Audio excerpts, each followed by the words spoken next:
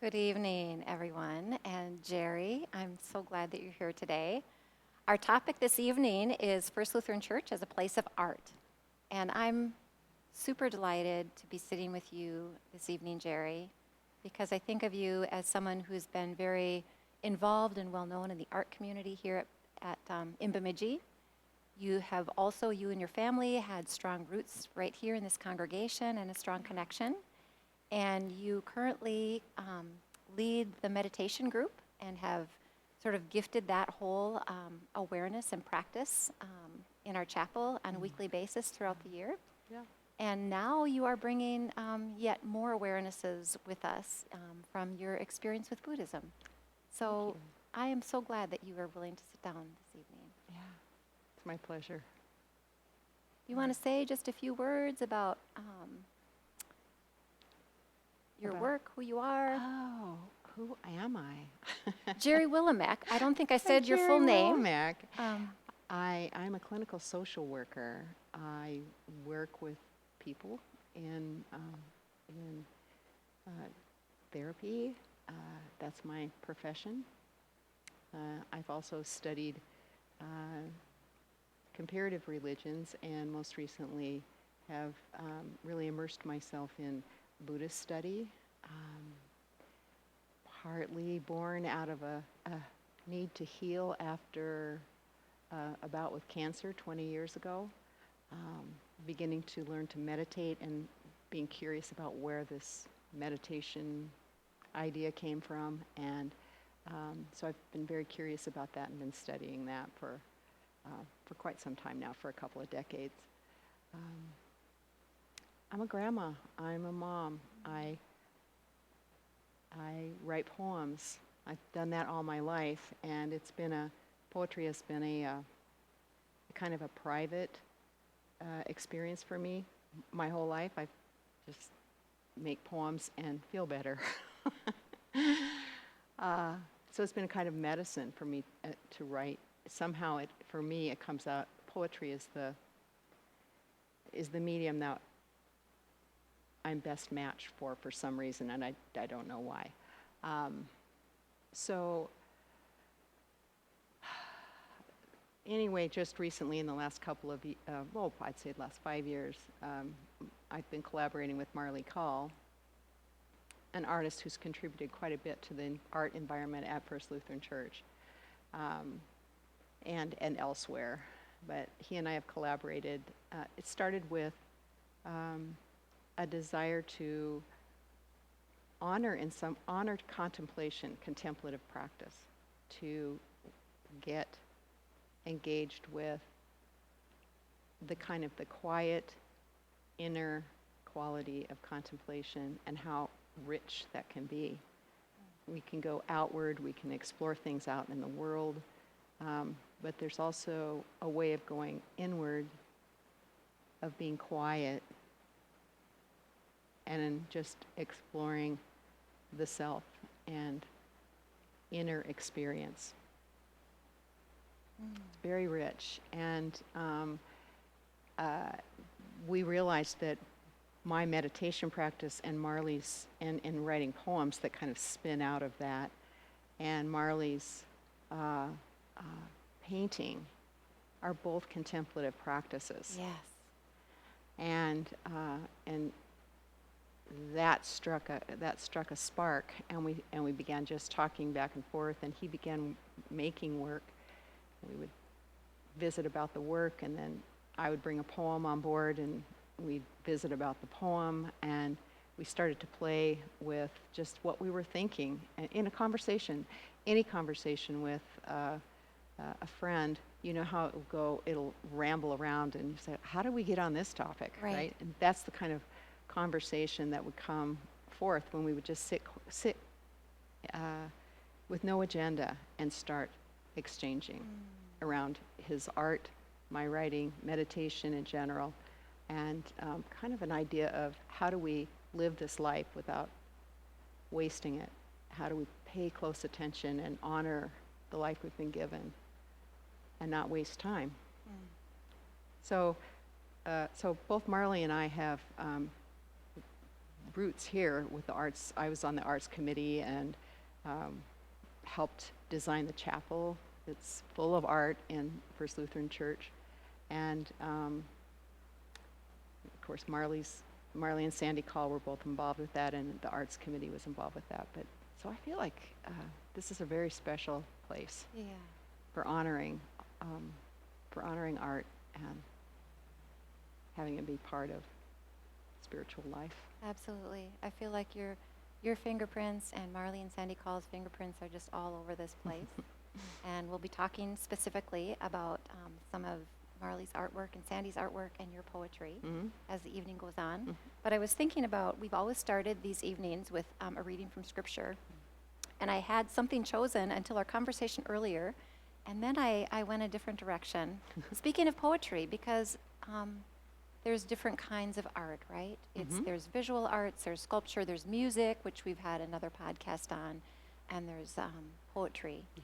And so I turned to the Psalms because Psalms are full of poetry. Yeah. And this is just the first few verses of Psalm 19. The heavens are telling the glory of God, and the firmament proclaims his handiwork. Day to day pours forth speech, and night to night declares knowledge. There is no speech, nor are there words. Their voice is not heard. Yet their voice goes out through all the earth, and their words to the end of the world. I just thought that's just such a beautiful expression of how all of creation just is itself, brings glory to God, and how we as human beings seem to share that same creative impulse, that need to put into expression in one way or another that which is so often inexpressible. That's right. We're the ones we're the creatures that try to do the impossible. Yeah. It is hard. It is impossible to express. Just being and knowing the wonder of being alive, and then we're the ones that want to make something of it. We're the ones that want to write the poem. We're the ones that want to make the painting. We're the ones that want to communicate with each other about what we know and love. So, making art, I've always felt like is like it's a little bit like a love letter. It's like sending something out there to see who notices it, and who might want to come closer. I love that. And share a part of human experience. It's about connecting, and artists don't just make art to make art. They make art to connect, and it's a very, very deep and important part of our nature is to be connected and to care for one another. Yes. So It comes from a deep place within that just needs to come out to find expression. Yeah. So we do this sort of attempt to put it into some form. Thank goodness. Yeah, exactly. Yeah. I came across, so today is June 29th, and actually this podcast will be tomorrow, the 30th, but June 29th happens to be the birthday of a French writer, and I know I'm not pronouncing his name correctly, but I'm going to try, Antoine de Saint-Exupéry, who people will know him as the author of The Little Prince. And I just came across this quote the other day that I thought fit so well in our conversation. He says, "And now here is my secret, a very simple secret. It is only with the heart that one can see rightly. What is essential is invisible to the eye." And I thought that was just such a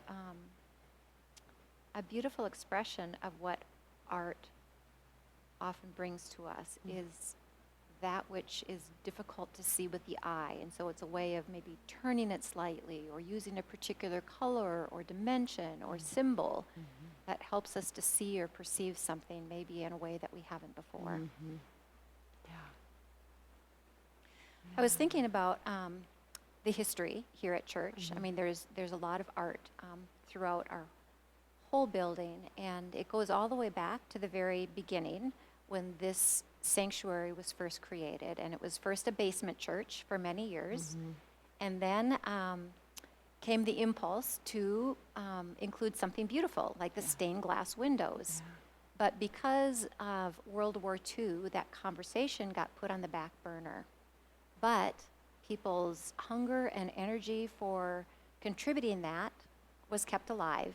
And so it was in 1945 that enough money was raised to purchase the 9 stained glass windows that are throughout our sanctuary here on the sides and in the back.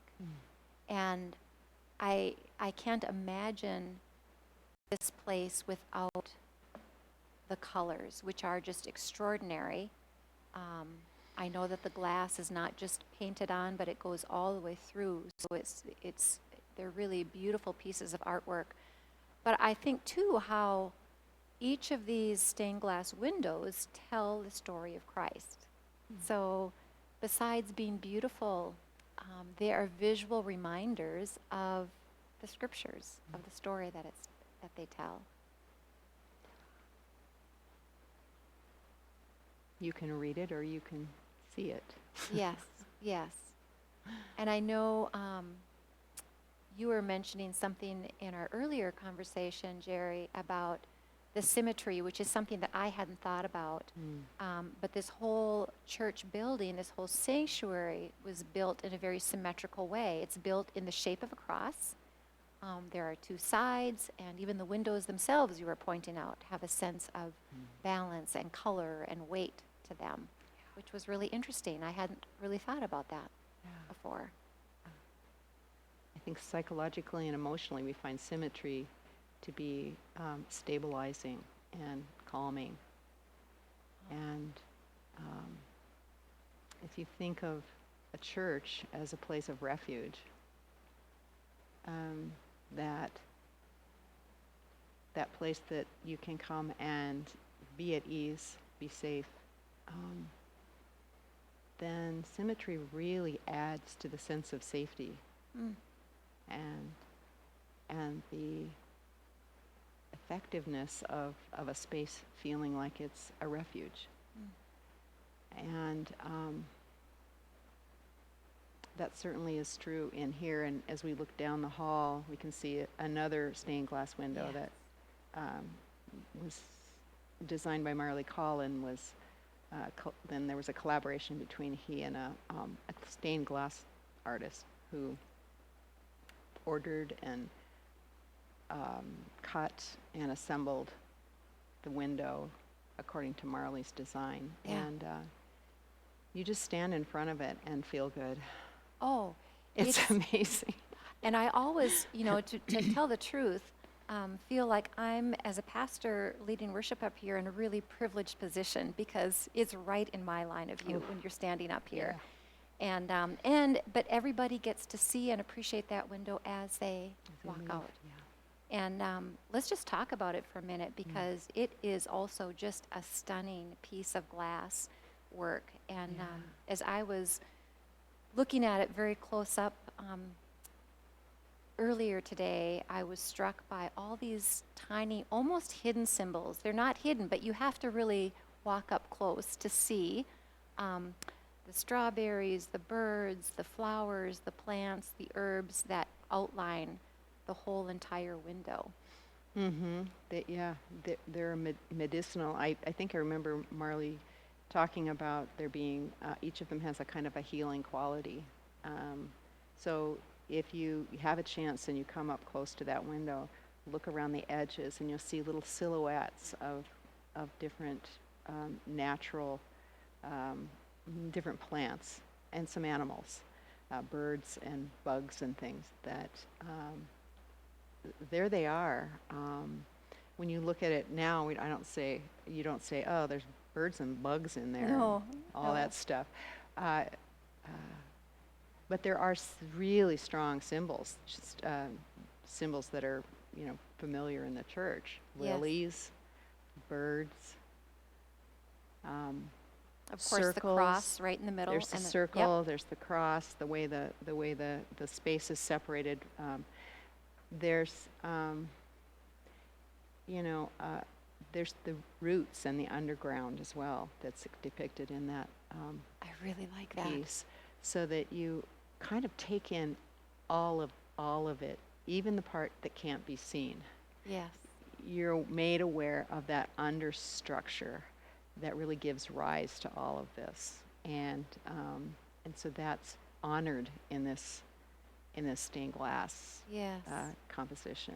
It's really lovely. You think of the hiddenness of God, of the seeds that are planted, of the foundation that is Mhm. laid. I mean, there's so many Yeah. ideas and thoughts and images that it's provocative that Yeah. come to you as you look at that. Yeah.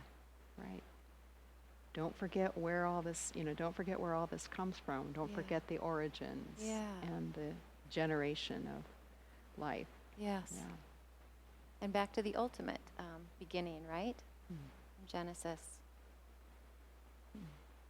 Well, then you come down the aisle this way, and I noticed, the woodwork, of course, is beautiful. And again, the symmetry, right? Alpha and omega on either side. Mm-hmm. And I've just been thinking how much there is in this building that for many of us, is so familiar that you almost don't see it any longer. Mhm. So, for example, the wood carving is just exquisite, that you come up to the communion rail, and what do you see but vines and grapes, as we receive the body and blood of our Lord Jesus Christ.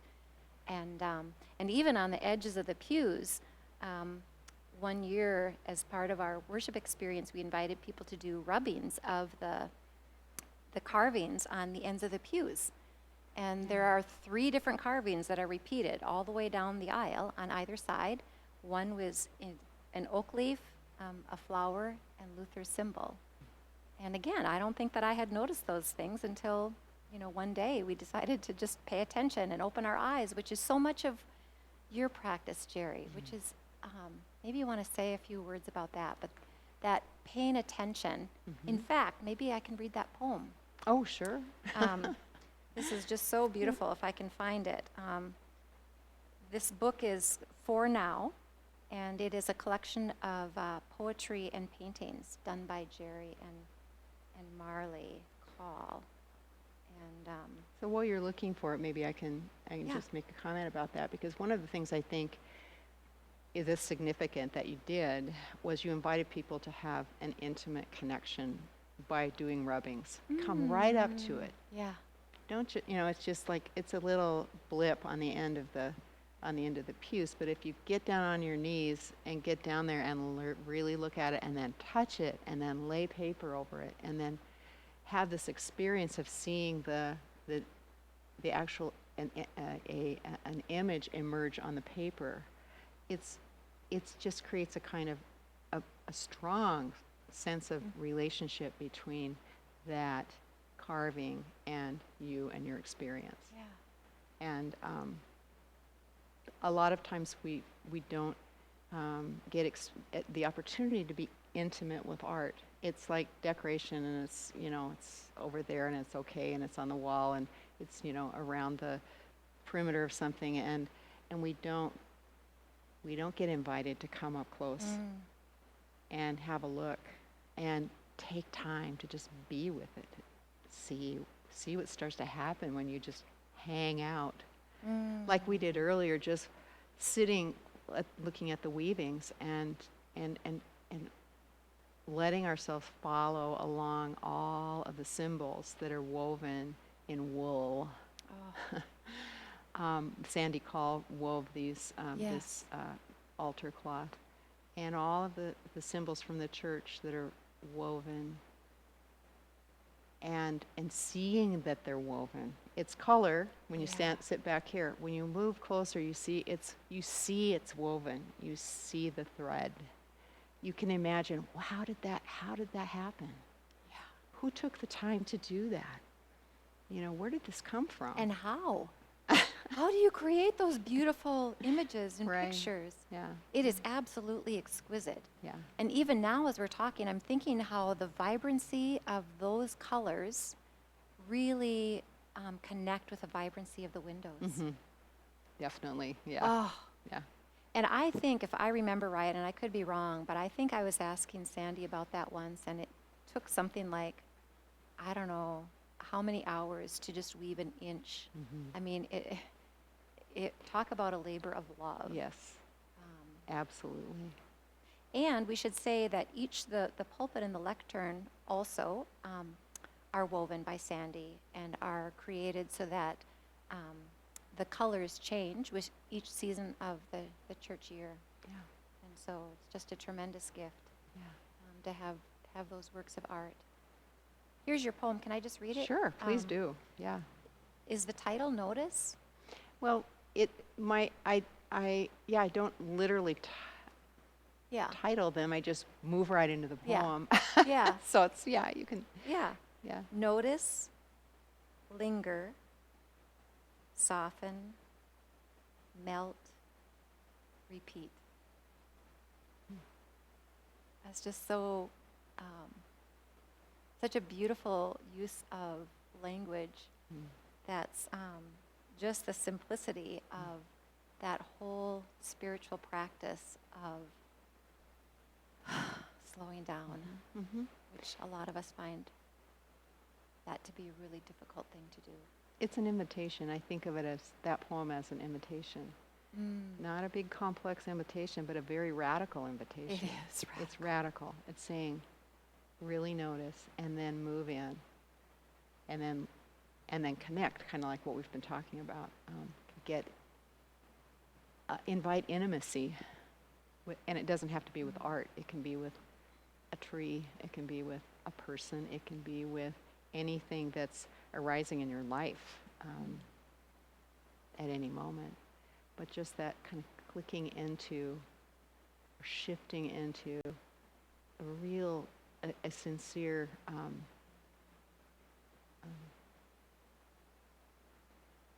attentive, open attitude about any aspect of life. It has to be intentional because we run too fast and we process too many things. So you really have to be invited, I hope, invited to that practice. That's the practice of meditation. It's the practice really of contemplative prayer, right? Yes. Exactly. It's like, and that's where you just open to all of creation, and so you open to the very big, actually the big picture. You can, so that opening and lingering and staying with is a practice, and it's a practice that I feel helps me know that I'm not wasting my time. I'm not just letting my life pass me by. That I'll just speak for myself, that I can settle in for a few seconds or a few minutes or even longer and just witness. Just witness this life, whatever it is that's arising, whatever it is that's presenting itself, without judging, without just be with it, and then you're not wasting your time. So, I love your use of the word witness, in the sense of paying attention. I think it's a word that has been used in the Christian tradition in some ways that can be aggressive or uncomfortable. The feeling the need to say or proclaim something.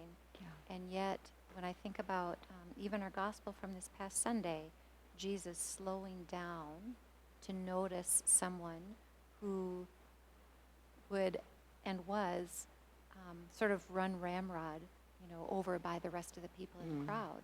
And that was part of Jesus' practice as well. And so part of our,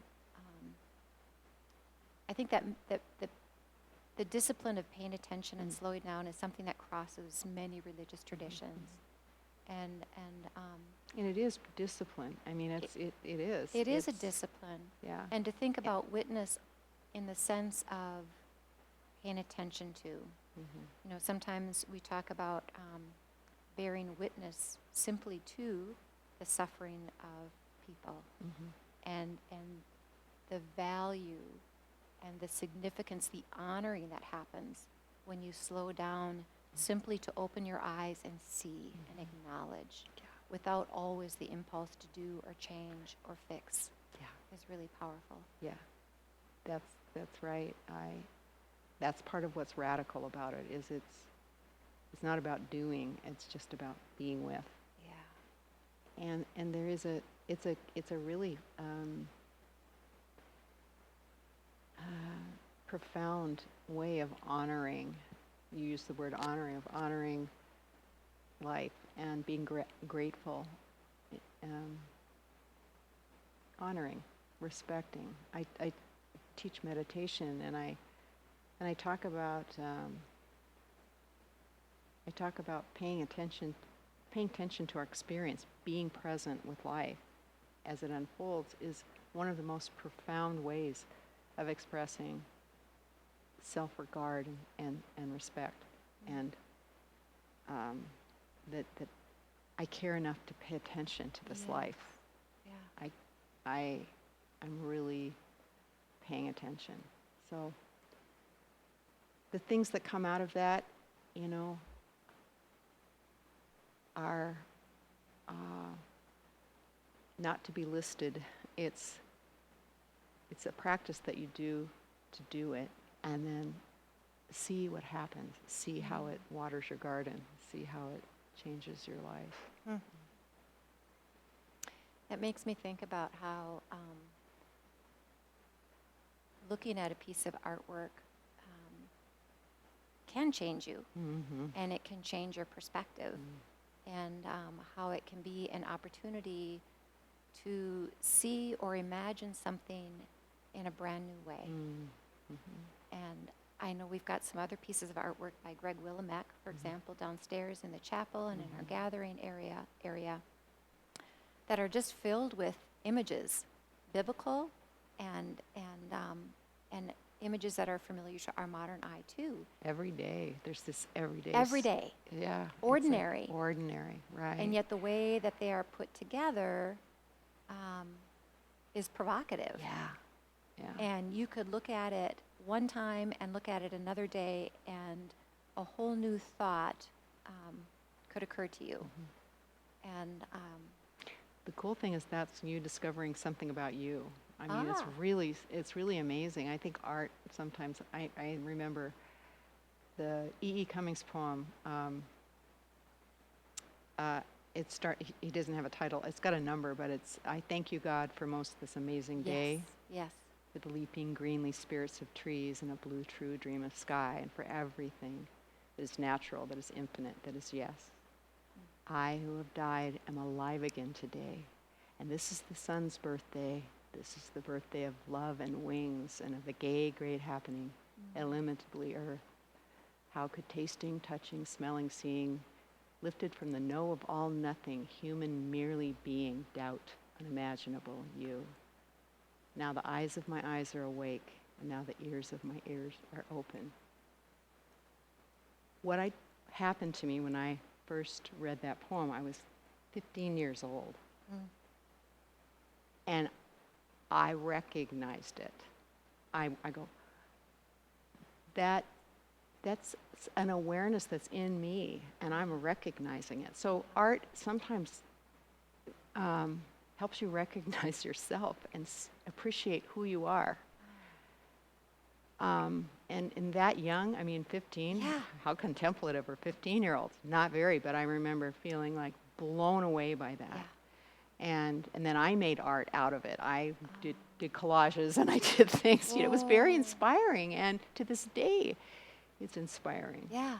It's in me. Wow. So yeah, that's the art of poetry. That's Yeah. the art of using language or finding language that describes the indescribable. Yes. Yeah. And something within you that is resonating with that in Mhm. sometimes surprising ways or in ways that you just immediately recognize. Yeah, you go, oh, Yeah. That's it. That's it. And then you're connected to a part of the world. You're connected to yourself and whoever made that work, and just the work itself as a catalyst for knowing who you are, where you're going, what you want to do of value in the world. It's revealing and profound. So art is, in some ways, kind of like a mirror in that it helps us realize or teach us things that are within us that maybe we hadn't met before or thought about in the same way. Yeah, to start to recognize yourself. Oh yeah. That's really beautiful. Oh yeah. Yeah. And we need that kind of love for ourselves to be able to have love to give away. And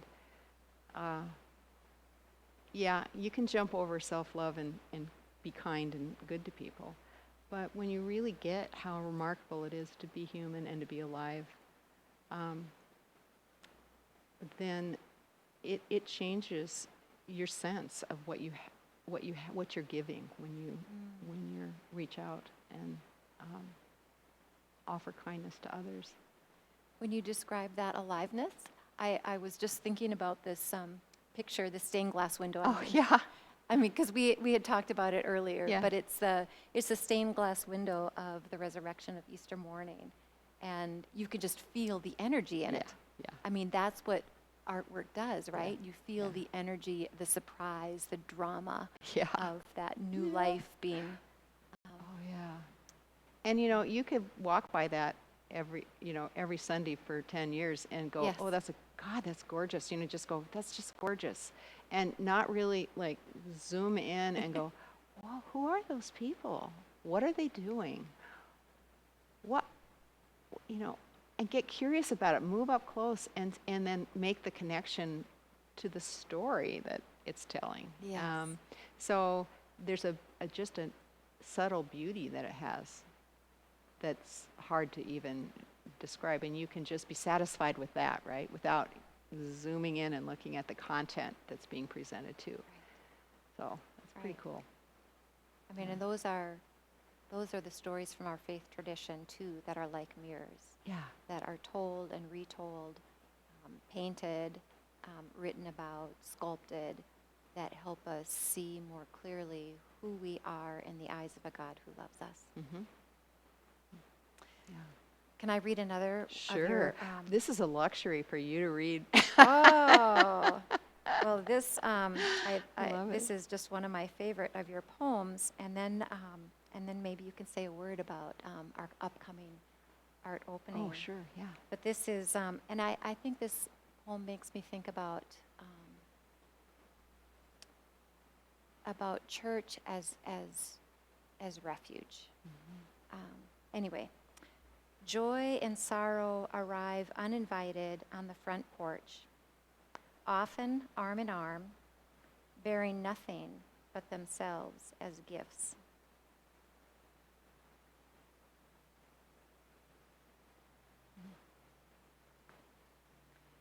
I think about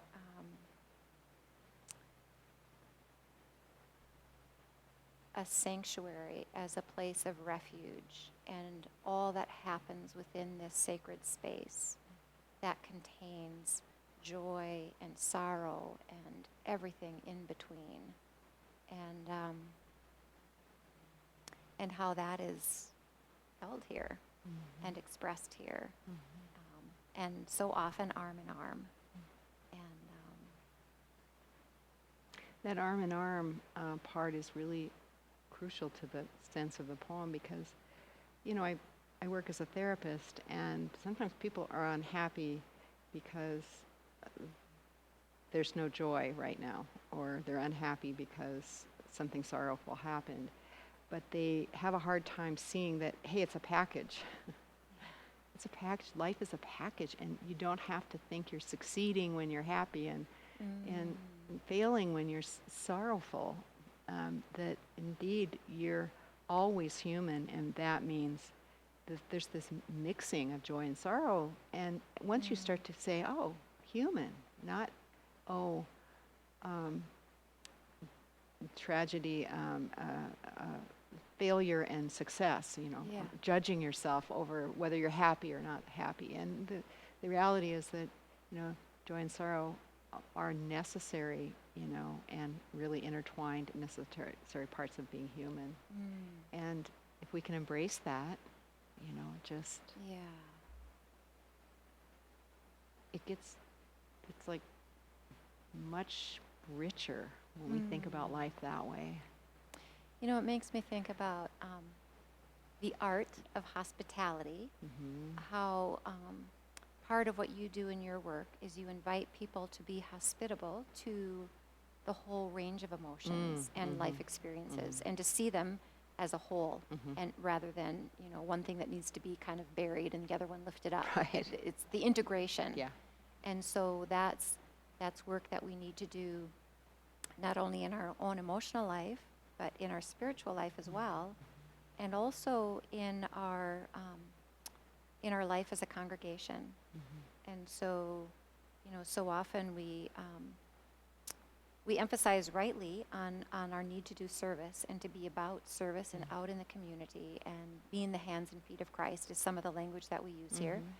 But also being that place of refuge, knowing that this can be a safe, holy space where people can come to experience the beauty of a quiet and beautiful place. And that, safe. Yeah. To be safe. Yeah, and a place that you can be surrounded, whether it's music or artwork or just silence, the beauty of being in a silent space to open your heart in prayer. Open your heart to however God might be speaking to you.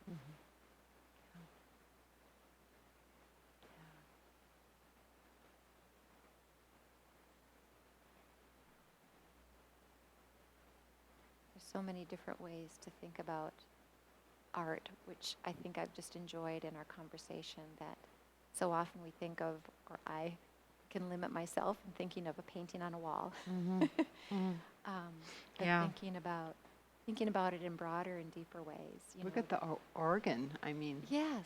just the making of the organ, and then the housing of the organ, and then the things that come from the organ, and the way that it's just remarkable. Yes. You talk about art. That's music, And the art of conversation, which I think is so important right now. Learning how to find our way through difficult conversations, for example. I mean, well, life is art. So speaking of conversation, the exhibit that's coming up on Yes. June 15th will feature the paintings of Marley Call and my poems that appear in a book that we've just published called For Now. And the whole thing arose out of conversation. So decades of talking, being friends and talking about art and life, and then, seeing each other through difficult, joy and sorrow, seeing each other through some sorrows as friends, and looking at our own vulnerability and struggle with illness and mortality, and being able to just, in the presence of art, somehow in the presence of art, it always comes around to that. It always comes around to life and what's important and what we know and what we don't know. And so these conversations that we would have, and Sandy and Jay would join us, and we'd have coffee on Sunday mornings, sometimes when we should have been at church, right? We'd go have coffee and talk, and literally I mean, sometimes we called it church, and it was because we were talking about things that matter. Yes. And so eventually at one point we just thought, well, why don't we were sharing poetry, sharing paintings, and sharing ideas about Marley's work. And we just decided to try to make a book. And so we made this book, and now we're having an exhibit that shows you what's in the book. I'm really looking forward to that. So for people to know, it's July 15th, Yeah. which is a Thursday evening from 5:30 to 7:30. Yeah. And just to back up for a minute, I think it was about 9 or 10 years ago that we installed a hanging system in our fellowship hall so that we could host art exhibits from the community. Yeah. And we've done that a number of times. have, We've yeah. also included our preschoolers and our Sunday school kids and our Yeah. youth group Yeah. and members of our congregation to share artwork out of their homes. So it's Yeah. been a really rich experience to have that ability to hang artwork. Yeah. And we've missed it hugely this past year.